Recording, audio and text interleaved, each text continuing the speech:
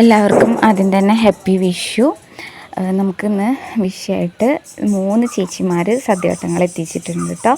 ഒരുപാട് കൊണ്ടുവന്നിട്ടുണ്ട്. ഒരു ചേച്ചിയുടെ കല്ലം നിറയെ സാമ്പാറൊക്കെ എത്തിച്ചിട്ടുണ്ട്. ഇതേ പടക്കം പൊട്ടുന്നുണ്ട്, ശബ്ദം കേൾക്കാല്ലേ. പിന്നെ ഒരുപാടുണ്ടായിരുന്നു. ഗോതമ്പ് പായസമായിരുന്നു കേട്ടോ. വിഷുക്കട്ടയും അങ്ങനെ എല്ലാതും കിട്ടിയിട്ടുണ്ട്.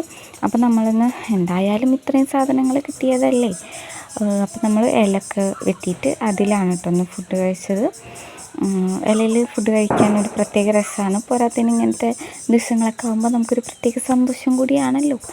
അപ്പം അങ്ങനെ ദേ ചേച്ചിമാരുടെ എല്ലാ ഇതും കൂട്ടിയിട്ട് നമ്മൾ ഫുഡ് കഴിക്കണം.